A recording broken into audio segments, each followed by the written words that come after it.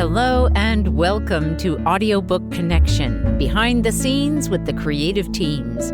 I'm Becky Parker Geist and I'm your host. Audiobook Connection is your place to learn about the audiobook creative process in discussions between the authors, narrators, producers, and post-production teams that bring them all together, as well as guests who have listened to the audiobooks and have questions for the creative teams. This podcast is sponsored by Pro Audio Voices, helping great stories come alive through audiobook production and marketing. And I'm excited to have with me today Catherine Harrington, author of The Longest War, a psychotherapist's experience of divorce, custody, and power. Catherine, welcome. Thank you. Thank you very much for having me. It's a joy. Yeah. So tell us a little bit about your background, kind of, where you got started, and feel free to share anything from either your childhood, your youth, or starting with a professional career. Well, I grew up in a very traditional patriarchal family, and that's also part of the book about how one sheds one's childhood if one wants to. Yeah. And so I married young, had children young, and then decided that marriage wasn't for me. And then I needed to earn a living. So I went back to school and became a psychotherapist. Yeah. And you've been a psychotherapist for how many years now? Oh, lots. Since 78. So that's 40 some years. Mm-hmm. Yeah. So a lot of experience and clients over that time, I Right. would expect. Yes. Great. And what was it that stirred you to write this story? What was it that brought you to that point of like, I've got to write this down. I need to share it with the world? Well, for many years, I knew I needed to write it down just for my own. I needed to know what happened. It was so stressful, traumatic. I was just surviving day to day. And I could not have told you a sequence of events like survivors of trauma. They only have fragments, and I had fragments. So I knew I needed to write it down just to understand it for myself. Right. I started in 1999, which was 20 years after our last appearance with my ex-husband. Yeah. And that was still too early. I thought 20 years should have been enough, but it wasn't. All I could do was write and cry and then write a little. So I took a break until 2017. And then I signed up with a course of novel or memoir in a year, did that in a year. 2018, revised it, took a break in 2019, I guess a little more than that, and then submitted it for publication in 2021, 22. No, not 20. Mm-hmm. Anyway, sometime in there. And then revised, and now it's coming out in 24. Yeah. Wow. And yeah, I know from my own experience of dealing with trauma, although different kind of trauma, but the trauma of losing my sister when we were in our 20s at that time. The power of being able to write things down and looking back, sometimes I would read those journals from many years before and go, wow, I didn't remember that, Yeah. I wouldn't have. Yeah. Well, I saved every paper that he wrote me and a copy of what I wrote him. And there was no internet. So all of our communication was either through lawyers, but it was all U.S. Postal Service, which amazes me now. Right. And I then spent a long time typing every document, every letter into my computer so I could have a chronological record of events. Right. And then that provided the basis for me to figure out what actually happened. Yeah. Yeah. Wow. Do you recall that point at which you felt like, well, you knew you needed to write it down for your own benefit? Yeah. Was there a moment that you recall that was like, this is bigger than just me and I need to share this with the world, your story? That's just crept in the last months, maybe even weeks. I didn't start out thinking I had a story to share with the world. I just knew I had a story for me. And then as I worked on it and people read parts of it and said, oh yeah, this is more universal. And I'm ambitious and have spent my life competing. So I thought, I want to publish it. Yeah. Yeah. Did you find that affirming as people were saying, yes, this is an experience that many of us out here in the world are having, that it wasn't, I don't know if you at the time were having that feeling of it's just me. Well, I don't really know. It felt like it was just me. And writing it felt just me. It felt too grandiose to think that I could offer something to the world. I mean, right. And it still feels a little grandiose, but enough people have said, oh yeah, I want to give this book to my sister. She needs it. I think, okay, maybe there are a few people out there. Yeah. I think this is one of the great values and the power of publishing, and also audiobooks as a part of that, being the experience of sharing our stories one with the other is so much of the glue that holds us together. Yeah. And I'm so glad that audiobook now is available. And thank you for creating your company and making your particular kind available. Because I have two friends. One is, they're both nearly blind, and they both wanted to read it, but they can't. So I'm very glad to have an option for them. Yeah, that's great. Yeah. So as you think now about your book, what would you say is kind of the overall message or messages that are in your book, The Longest War? Well, of course, I was thinking about that in preparing for today and realized I think there are two kinds of categories. The first one is sort of life lessons that I've learned. What were my life lessons? I know I have them. Oh, that we are born into our destiny. I mean, we're born into the family, we're born into in the country, in the time of history. We're born into our fate, I should say. We're born into our fate. We create our destiny by our choices and how we live our life. Mm-hmm. And secondly, we tend to repeat our childhood patterns unconsciously unless we take hold and decide we want to change them. Right. And so a lot of this book is about the way I grew up and the ways I repeated it that didn't work for me, and then how I had to change. Yeah. I mean, I grew up very accommodating and sort of subservient because I had a mother who was dangerous if I weren't subservient. Mm-hmm. So I married somebody like that. And then once I had to learn through the custody fight not to be subservient. I had to learn to develop a backbone and stand up for what I saw as right. And that was a life-changing lesson. Yeah. So in terms of, there are two categories. One is the life lessons, and the second is the specific. In life lessons, one is whatever comes at us, our difficulties, I think, are there for us to teach us something. And we should not waste those opportunities and go inside and learn and shape and so get help. Yeah. And then the specific was the custody fight was my specific of life's difficulties and what I had to do to survive that and to protect my children as best I could and come out whole and have our relationships come out whole. And to do that, there's if someone's in a custody fight, I have three things that I think are really crucial. One is never give up, just persevere. I can almost cry as I say that. So I'm going to move right on.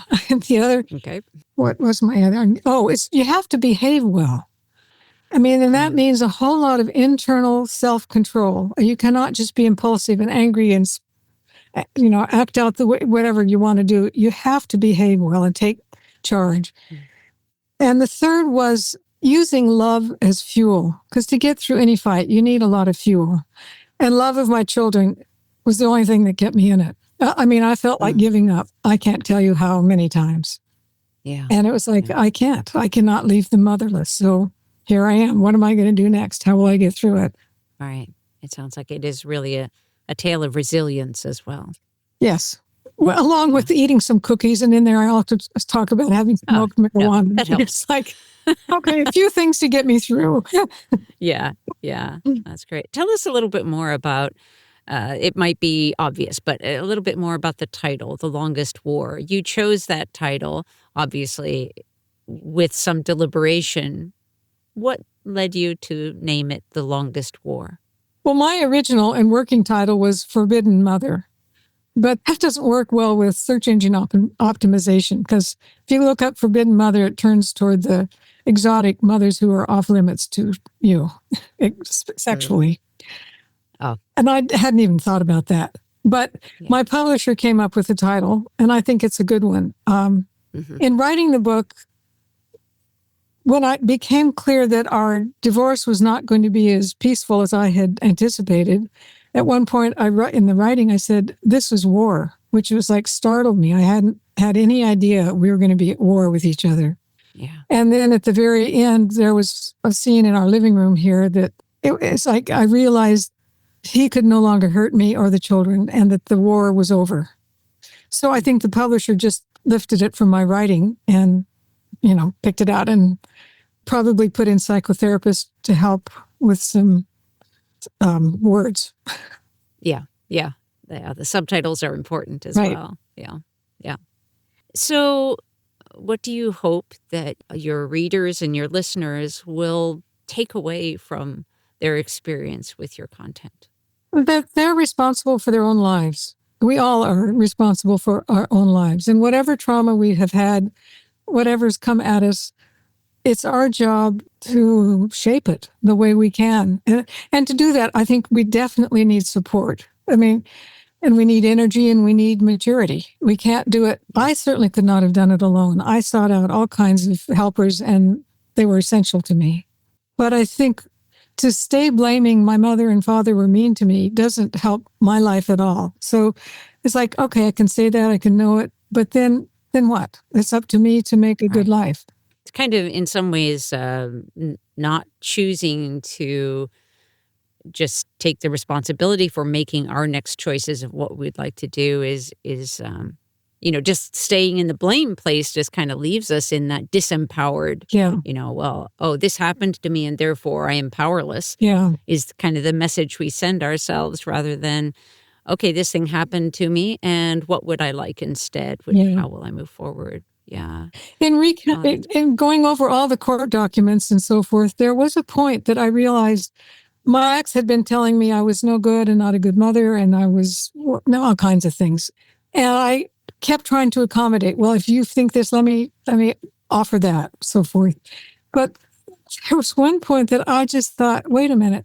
And I took the reins and I sued him rather than waiting for him to sue me. And that was it's like, okay, you can call me negligent, but I look back at my son's school records. Neither one of them was ever tardy. And one had 4 absences and the other had 3 or something. And I thought, wait, you can't be a negligent mother and have no tardies for your elementary school children. The evidence proves otherwise. That's and great. Then there was another thing he blamed me for. Well, he blamed me for lots of things, but in some of the court documents, I needed therapy and I got therapy, and he was anti-therapy and thought I was dependent upon it. And I was in ways, but necessarily. But he accused me of spending 13% of my gross income on therapy. And why would one need to do that? Blah, blah, blah, blah, blah. And I thought I needed to do that to save myself and save my sons. So I didn't have a lot of money, but what money I had, I invested it in me and our relationships and trying to make things work. Yeah, it's beautiful. Let's just take a short break and then we're going to come right back and we'll talk a little bit more about the audiobook. Okay. The Longest War, a psychotherapist's experience of divorce, custody, and power by Catherine Harrington, Ph.D. As a naive freshman, Catherine meets Walter, a senior and big man on campus whose sophistication, confidence, and wealth both intimidate and excite her.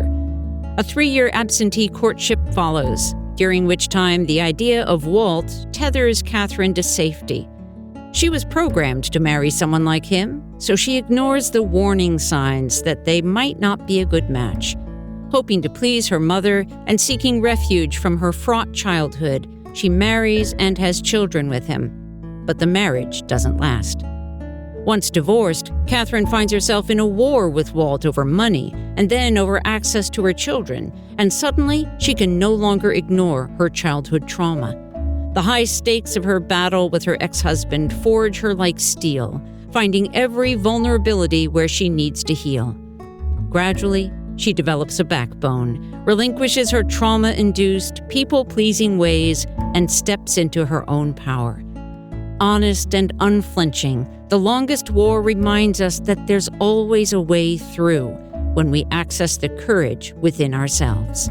No matter how painful life's difficulties, they offer us the opportunity to heal ourselves and evolve into more open, loving, compassionate people. The choice is ours. The Longest War, a psychotherapist's experience of divorce, custody, and power by Catherine Harrington. Get your copy today at amplifyaudiobooks.com. And we're back. So for your audiobook, your narrator, Victoria Stevens, narrated the book. Tell us a little bit about what that process of selection, the casting process, was like for you. Being a memoir, many authors find that they're in a bit of a quandary as to whether they must read it themselves or whether they can trust that personal story to someone else. Sometimes we hear that it's, especially with painful journeys, that it's important to not have to relive so much in the telling. What was your experience? Well, I never considered reading it myself. Number one, I'm not capable and I didn't want to relive it or spend my hours that way. And I don't trust my voice all the time. So it was like, somebody else better do it. Yeah. And you provided, 11 or 12 auditions. And I listened to them and I chose 3 or 4 that I thought were good. They all were fine. Yeah. And then sort of tried to remember which one was my first take of which one I liked, and I chose her. Yeah. And then there was some back and forth. She said some things in ways that I found didn't match the meaning of what I meant. So I gave her some feedback and she took it graciously and redid it and came out fine. That's great. Yeah, this is so helpful because, a lot of people who listen to the podcast are authors who are in the process of figuring out what they're going to do about their audiobook. And so giving them sort of a preview of some of the things that can happen. And that one of those first steps, once someone is cast, is actually that what we call the first 15, where you get to listen to the beginning and make sure that the choice was a good one and that, it's a fit, and that also if there's any direction that needs to happen, that happens at that point. Yeah. And you all have been wonderful to work with. Oh, thank you. I went on a trip recently and we were down to the deadline of needing to, sign not papers, but anyway, get this on the road for my publication date. Yeah. Your project manager spent Sunday morning with me trying to go over stuff. So I very much appreciate your dedication. Oh, thank you. Yeah. So just to expand on that a little bit, so each author project, has a dedicated project manager, and we make sure that we support you in what you need, but also that you're getting regular updates so you know exactly what's going on each week. Yeah. Yes. Thank you. And then as you listened to the finished audiobook, or that, in that process of first review, was there anything about that, or even about the rest of the process, that either kind of stands out to you, or was any surprising at all, or just something like, oh, wow, an aha moment? Anything? Well, I guess mostly the dedication of paying attention to me and my needs and getting things done and being responsive. And I know the way you structured it, we as authors, I'm not quite into this phase of it yet, but we get better royalties than typically in other ways. So no, it was a smooth process, and I recommend your company and you. Well, thank you very much. And so what Catherine is referring to is Amplify Audiobooks, which is where with every sale as an author, you earn much higher royalties than you can anywhere else out there. So that, in addition to having extra opportunities or tools to work with as you market your audiobook. And your audiobook is currently live on Amplify Audiobooks. So we want to encourage our listeners to go check that out and get their copy. And how does one check that out? Did you go to Amplify? You can go to amplifyaudiobooks.com. You can also find it on proaudiovoices.com. But then once you get the book, the audiobook, if that's your first book on Amplify Audiobooks, then you're going to need to download the app. And this is just like you would with any other, like if you were a new Audible subscriber, for example, you would have to download their app to listen. And so once you have the app downloaded, then you log in to the app using the same login credentials, and your audiobook will show up right there in your library. Okay. But it also is paired with my book and all the other platforms. Is that right?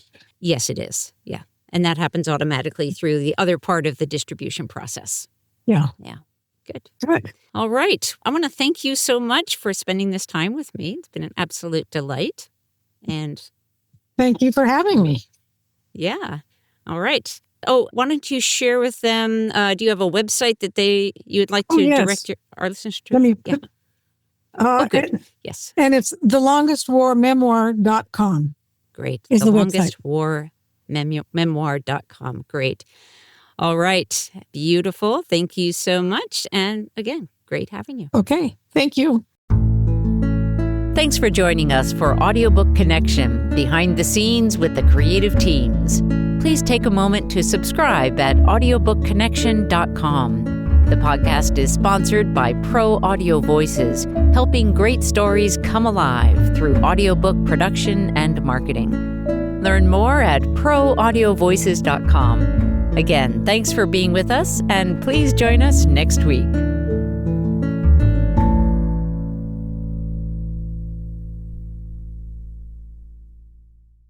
This podcast is a part of the C-Suite Radio Network. For more top business podcasts, visit c-suiteradio.com.